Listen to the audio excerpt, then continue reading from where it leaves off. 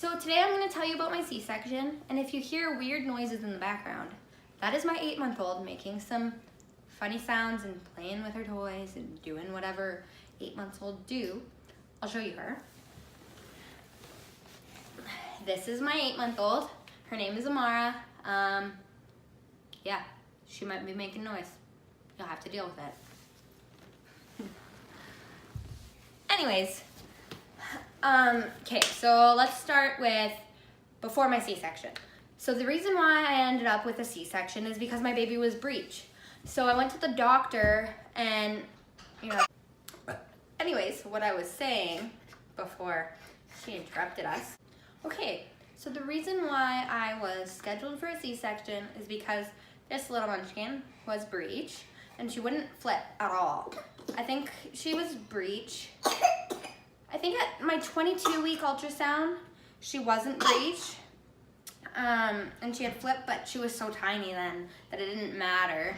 And by 25 weeks, she was back to being breech, and then I had another ultrasound at 30 weeks, just to double check, see if she was breech or not. Still breech, so I had to go see a special doctor, surgeon. Anyways, I had to go see him, and he told me if she was still breech by the time my C-section was planned, that we would still have the C-section. But if she flipped, I would have to have a regular natural birth. And so I was like, okay, baby, you need to flip. Like, I don't want a C-section. That is scary. Like, I was dreading it. I had never had a surgery in my entire life. Sorry, that's my dog banging at the door. Really annoying.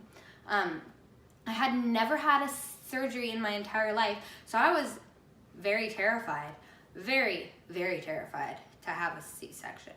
And so I wanted her to flip, and 35 weeks rolls around, I go to my doctor's appointment, baby's still breech.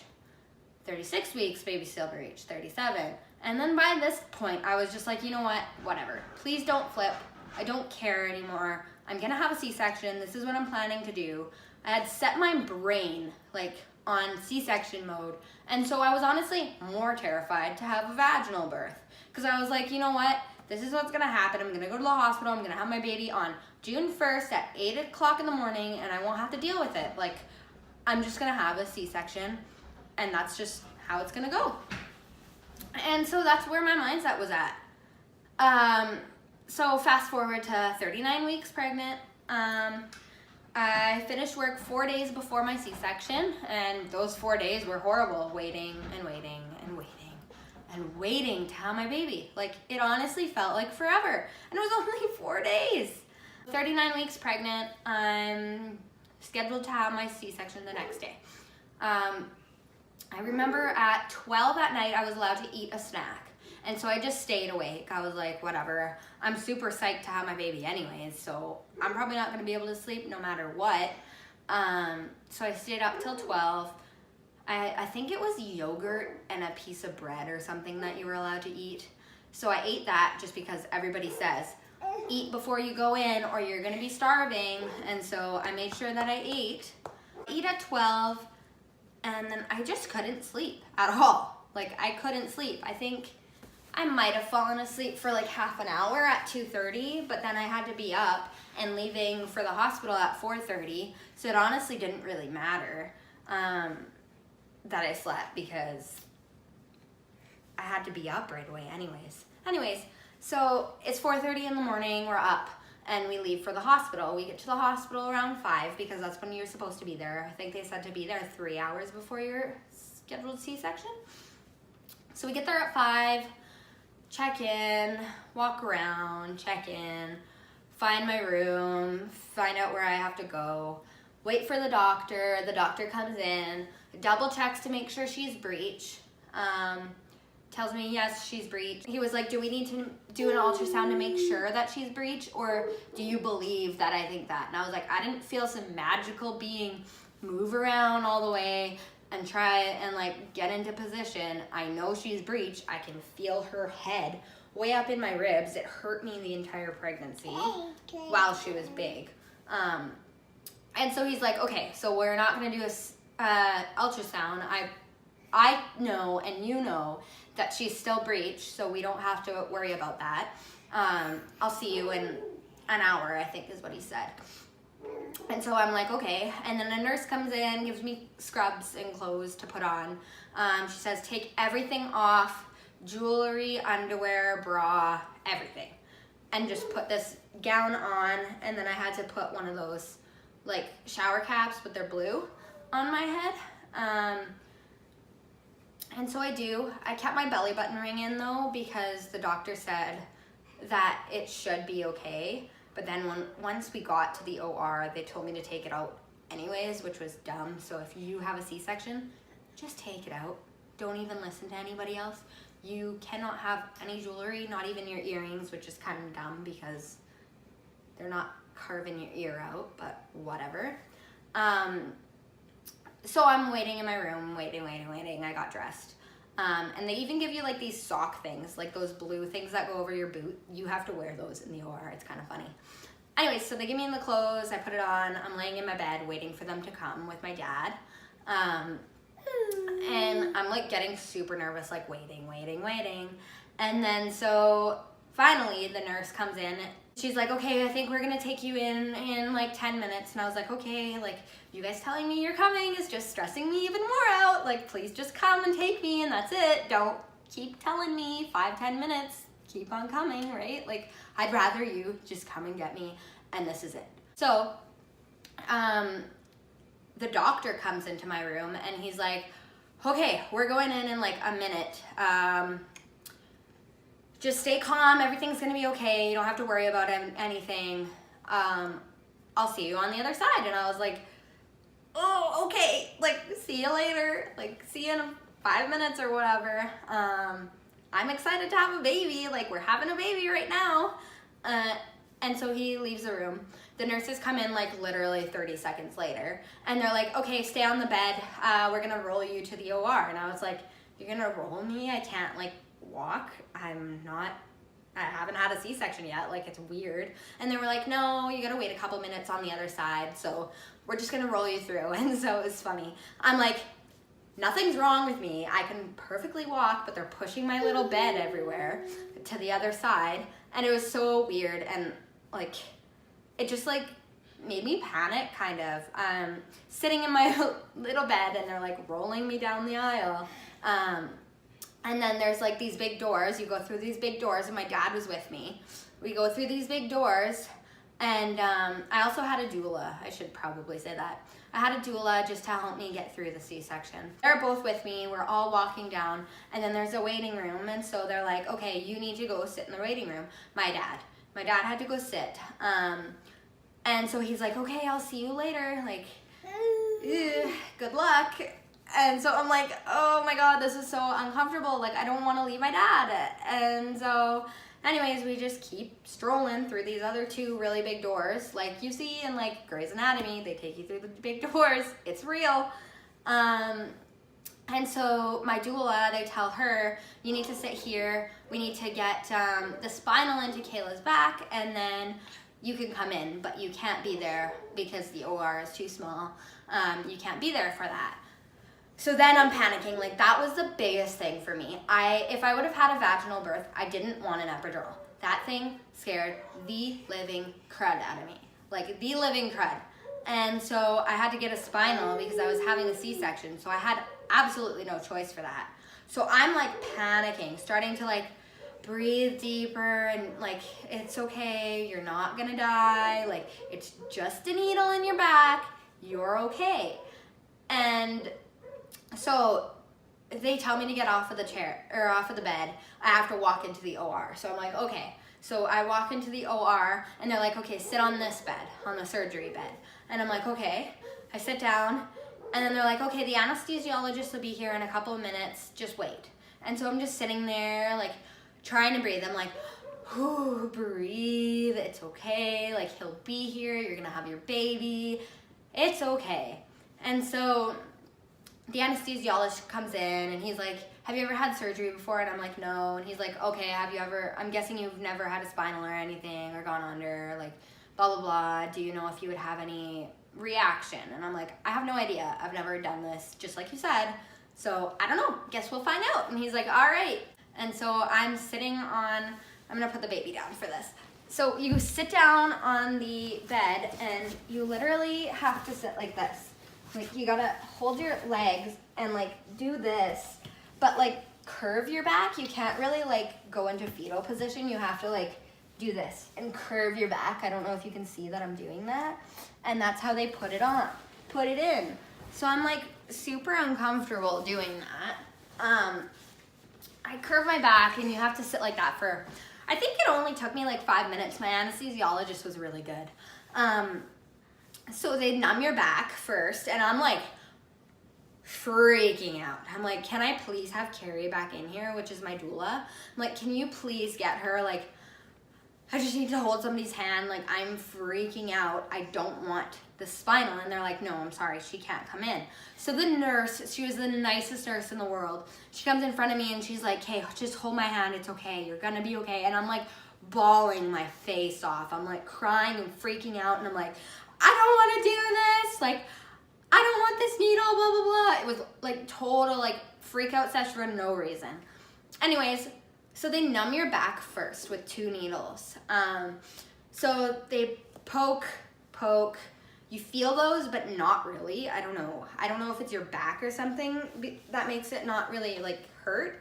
But so he pokes me in the 2 spots on my back, and then he does it in 2 other spots. So I'm guessing it's like across is where they do it in the 4 spots. And so he does that. And then he's like, okay, this is the spinal, you cannot move. And so I'm bawling my face off 10 times harder than I was bawling earlier. And I'm like, okay, like don't move. And he does it and I'm like completely fine. Don't even feel it, doesn't hurt, doesn't do anything. And then so he's like, okay, I'm done, you need to lay down. And so you have to lay down right away or the spinal stuff doesn't go in your body properly. So like I lay down, everything's good, I can't feel my body. And then the doctor says, okay, we're just gonna put this blanket on you so you don't get cold. It'll just be a couple minutes. And I'm like, okay. So I'm sitting there waiting. People are doing their stuff in the OR. I don't know what they're doing. I just remember laying there and waiting. And then the anesthesiologist comes and puts like, I don't know, some kind of drug in my arm. I don't know. I already had I forgot to say this, right before you get in the OR, they put fluids in your arm. So they did that, and then they do the spinal. Yeah, I'm laying on the OR table, and my doctor comes back up to me, and he moves the blanket, and he's like, okay, I gotta put your catheter in. And I'm like, okay. And so I feel him touch me, and then stops touching me like a minute later. Like it literally felt like a second that he touched me. He's like, Kay, do you feel this? And I could feel like sensation. You don't actually like, you just feel like the heat from the fingers or whatever. You don't actually feel pain. So I could feel like sensation on my stomach. I'm like, no, I didn't, that doesn't hurt. Like, it's fine. And he's like, okay, you're open. And he had like already like cut me open, and I was like, oh my God, that was fast. Like, whoa, like this is happening. Like I wasn't crying anymore. I had calmed down while I was laying down. So that was good. And then I was like, holy, like I'm glad he didn't tell me before, because I think I would have panicked. So I'm just really happy that he just did it instead of telling me. They open you up and you're waiting. I think I waited 10 minutes, and then he's like, okay, so this is gonna be weird. It's gonna feel weird. It's gonna feel like a lot of pressure, but we gotta get this baby out of there. And she's really high up. And I'm like, okay. So they stick their hand all the way up into your ribs. And like, I don't know if you've ever played, let's say like slime. You know when you play with slime and you like put your hand in it and it makes like that farting, like weird sound? Imagine your stomach being the slime and you feeling what the slime feels. That's how it felt for him to dig into my stomach and pull the baby's head out. Like he pulls her head out and it like, it puts so much air into your stomach, and like it's the weirdest feeling in the world. Anyway, so they pull her out, they pull, make like 2 of those like big airs. I don't even know how to explain it. Those big air bubbles or whatever you want to call it in your stomach.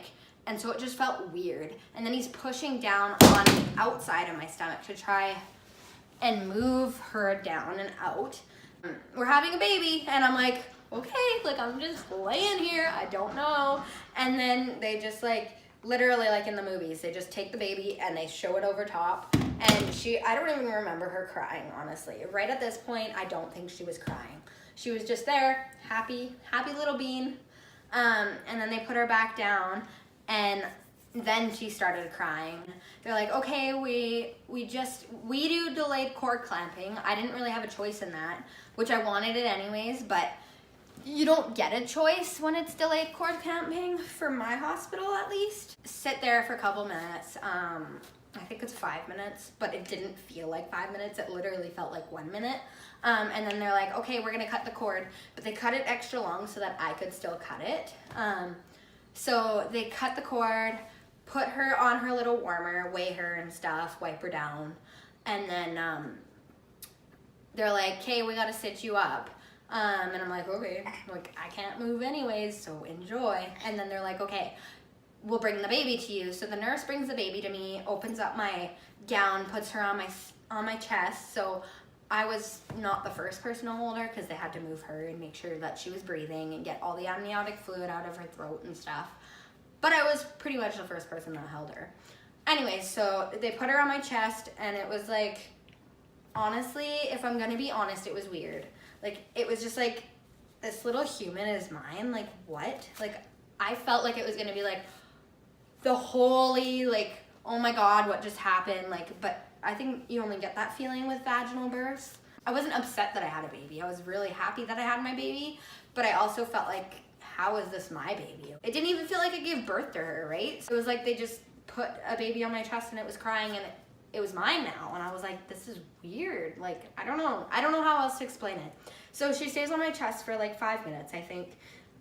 And then they're like, okay, we gotta, you're closed now.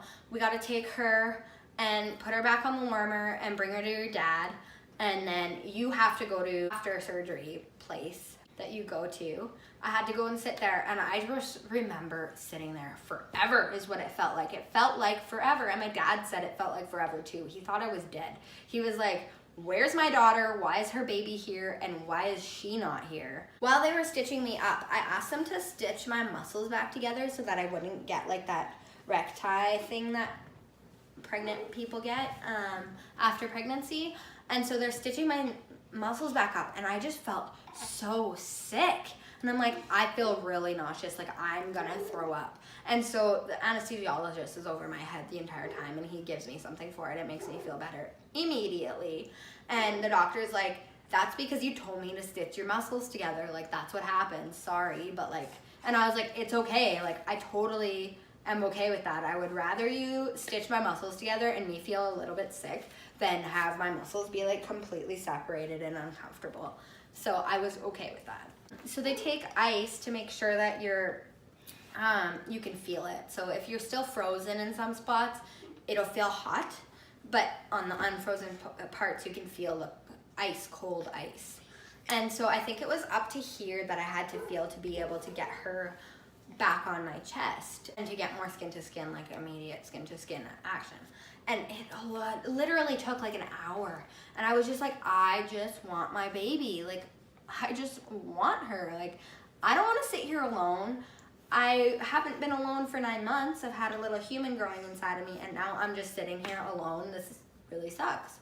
And so the nurse is trying to like talk to me and like, we'll get you your baby as soon as possible. And then I think honestly it took an hour. An hour goes by, and then they're like, okay, you can feel where you can feel, we'll go get your baby. And so they go to get her, and I think it took like 15 minutes. I felt like I was waiting forever to get my baby. But I guess that's just how you feel. You miss your baby and you want her right away. So they want to make sure that you're not going to drop her or anything. Anyway, so they bring her to me, and that was like the best time ever because nobody was there. Like, my dad wasn't there, the doula wasn't there, the nurses weren't really bothering me. They were just making sure that she was okay and that I was okay. It was just really nice to have that time. I think we sat there for an hour together. It was really nice to have that time, just the two of us. After surgery was different. I had her at 8:44 in the morning, and by 6:30 p.m. I was walking. They roll you back to your room, like your main room that you got there in the first place. That's where you stay for the day with your baby. This was my first baby just so you guys know. They're still icing you to make sure your legs are good and stuff, and my feet were good. And so I'm like, yeah, I can feel everything. It's good. They're like, okay, you can get up if you want. And I wanted to get up right away. I didn't want to have blood clot in my leg or anything. I just wanted to get up and deal with it. Deal with the pain, get the pain away, and just try to live and move. Because I have to move eventually. You have to move eventually. Just think of that. You have to move eventually. The sooner you do it is the better. It's like 6:30 p.m., same day that I have my baby. And I just remember it was so hard to sit up. I like move the little hospital bed all the way up to sitting up position. And then you like have to use your arms. You can't use your stomach at all. So you're like trying to get up. So you like move up and then you're like trying to wiggle to the side of the bed to even just stand up. The hardest thing in the world. So I stood up and then I'm like, okay, this is enough for right now. I sit back down, get my legs back on the bed. And then they're like, okay, we need to take your catheter out if you want to walk. So they take the catheter out, and then I think an hour later, I got up out of bed again. And you take so long getting out of bed, it's crazy. Get out of bed. I think I took 3 steps, and then I went back to bed. I think it was that night. That night, they say, you have to go pee, or we have to put the catheter back in. And I was like, no way in damn hell are you putting a catheter back in me if I am not frozen. I don't want to feel that. I get up, I walk to the bathroom, and that was like the hardest thing to do in the world. I don't know why it was so hard to frickin' pee, but it was. Like they give you the spray bottle that like vaginal births get, and like just to like help with the flow and stuff, because you literally can't push to try to pee, and the catheter like fucks with your urethra, so you literally just cannot pee at all. It was horrible. You just can't pee. I think it took me like an hour sitting there trying to piss. We all go to sleep. Bed's like nighttime was good. She didn't scream or anything. She was happy. So we sleep. Next day comes by. They say you have to have a bowel movement or you can't leave. They give you pooping pills is what I'm gonna use because I can't think of the word. And so I'm like, okay. I'm like trying to trick my brain, I guess, to poop. I couldn't poop, so I'm just like waiting to poop. And so they wanted me to shower as well. And they put a Band-Aid over your scar. It's not really a Band-Aid. It's just like this sticky white thing that they had put over my scar. And they're like, we need to take that off and then you need to shower just to make sure that you're clean and everything is healing good and nothing gets infected. And I'm like, okay, good with that. I'm game. Like, this can happen. And so nurse comes in and I'm like, okay, you can take this Band-Aid off. And they're like, no, I think it'll be easier for you to take off in the shower. And I'm like, okay. The idea was to have the water run and it'd be easier to take it off. Hell no. I was not having it. Anyway, so I get up, I go to the bathroom, I take off all my hospital clothes, and I get in the shower, I turn it on, and I'm just standing there like, this sucks. Like, it doesn't hurt. I didn't, like, it hurts, but like, you take so much Advil and Tylenol, it doesn't really hurt. You're just really freaking terrified to move. More scared than I was in pain. And normally I'm not afraid of like blood and cuts and that kind of stuff. Like, I'm not afraid of it at all. But this, I don't know what it was. I think it was just because it was me. It grossed me out so bad. I get in the shower. I'm trying to think of what the nurse said. Let the water run and try to take off the Band-Aid. So that's what I'm trying to do. I'm trying to just get this fucking Band-Aid off of my stomach. And I'm like, feel like I'm gonna throw up because it grossed me out so bad. And like, you don't wanna throw up after a C-section. You would rip your scars out and like, that would hurt. With or without medication, that would hurt. So I'm in the shower trying to get it off and I finally get it off. And then I look down to like wash myself. And like that moment, I like grab onto the sides of the shower and I'm like, oh my God, I'm gonna pass out. And I like close my eyes, I open my eyes and they're like black. And then I close them again, take 2 breaths, open them and I can see.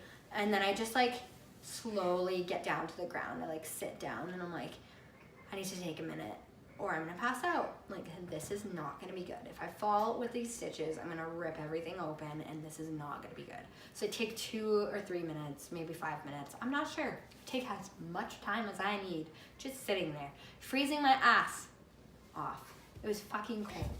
I remember it being really cold. So I get back into the shower. No soap touched my body because I just couldn't do it. I literally could not do it.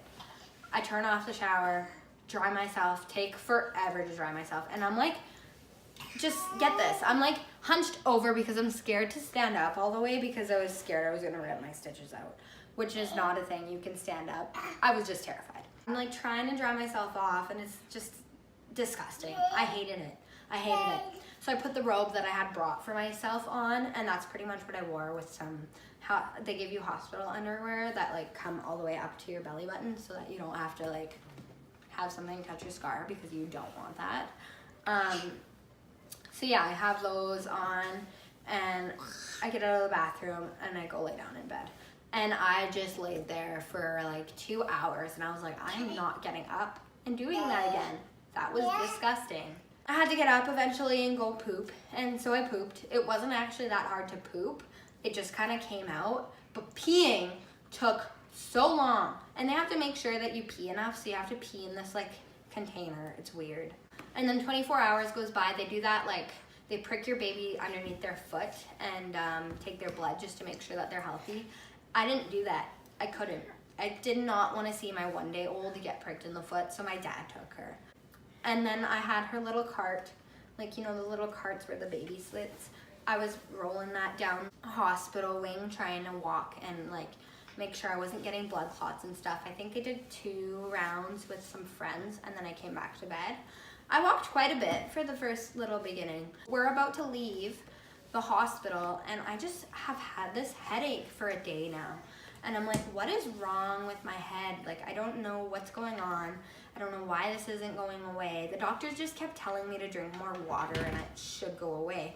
And I was drinking fluids. Like, I was making sure I was on the fluids and that I was gonna get this headache to go away. And by the time we left, like, I still had this horrible headache. I couldn't stand up at all because it got 10 times worse. So I'm like, trying to get on a wheelchair to leave the hospital, and they're like, you cannot leave on a wheelchair. You have to prove to us that you can walk out. We're not allowed to let you leave by going on a wheelchair. And I was like, are you freaking serious? Like, this sucks. And so I get up, my dad takes his car seat and we leave, and we get all of our stuff packed and leave. And my head just won't stop freaking throbbing. I get home, I lay on the couch. My head feels better if I'm laying. My head is worse if I'm sitting up. And it was the worst headache in the world. The worst headache. Like, literally wouldn't go away. The only time I would get up is to go pee, and I would only pee like once or twice a day because I was afraid that my head would hurt so bad. And so, like, I'm literally laying on the couch, laying on the bed, laying anywhere that I possibly can. And then, like, I think 4 days go by, and I'm like, Dad, there is something seriously wrong. We have to go to the hospital. There's something going on. Like, my head freaking hurts, and this is not normal. And he's like, no, they're not going to do anything at the hospital. Like, don't worry about it. Like, it's 10:30 at night. There's no point in going. They're just going to turn us away and make us go home. It's just a headache. And I'm like, yeah, you're probably right. Whatever. We'll just stay home. So the next morning comes by, and in Canada, I don't know if you can do this in the US, but you can call 811 and talk to a nurse on the phone. And so I call 811 and tell them what's going on. And they're like, it's a spinal headache. Go to the hospital right now. And then my doctor calls me. Go to the hospital right now. And then another nurse calls me, go to the hospital right now. And so I'm like, Dad, we need to go to the hospital, like, seriously, right now, because this isn't good. This isn't good at all. And so we get to the hospital, and he drops me off at the doors, and my baby's still in the car, and he's like, okay, I'll go park the car and bring Amara to you. You go get checked in. And I'm like, okay. So I go in, walk super slowly because I still just had a C-section. And I'm like, okay, lady, if you don't get me something to lay down on right now, I'm going to lay down on the floor. My head hurts this bad. And she's like, sorry, but we need to get your vitals. So I'm like sitting on the chair that they have like this, like dying, like literally like hunched over dying because my head hurts so bad. And I get up and I'm like, get me a gurney right now, or I'm seriously, like, I was getting ready to lay down on the floor. And she's like, okay. And then she like calls a nurse to get me a gurney, and then I laid down and I felt like 10 times better. And so we had to sit there for like 6 hours. I had to go back to the operating room, and it's disgusting. So they have to, this time it didn't scare me, just so you know. They have to freeze your back and then reinsert the spinal, and then they have to take like a lot of blood out of your arm. As gross as that sounds, it was disgusting, the amount of blood that they took out of my arm. I couldn't look at that because that would have made me pass out, but my back didn't bother me. One, I couldn't see it. Two, I couldn't feel it. It wasn't that bad. And from having just had a spinal, I knew it wasn't that bad. I think that took 30 minutes. And literally as soon as they were done, like your back aches a little bit because they're literally pushing a whole bunch of blood into your back. Your back hurts a little bit, but your head is just like magic. The headache just like disappeared. And I was like, thank God. And so yeah, I think that's all I really have to say about my C-section, the story behind it. But if you guys want to know anything about like after my C-section and how long it took to heal and stuff, just ask me in the comments. Yeah, so if you guys have any questions or anything, questions about parenthood, anything, C-sections, just leave them in the comments and I'll answer them. Thanks for watching. Subscribe, and I'll try to make a video every week. Bye.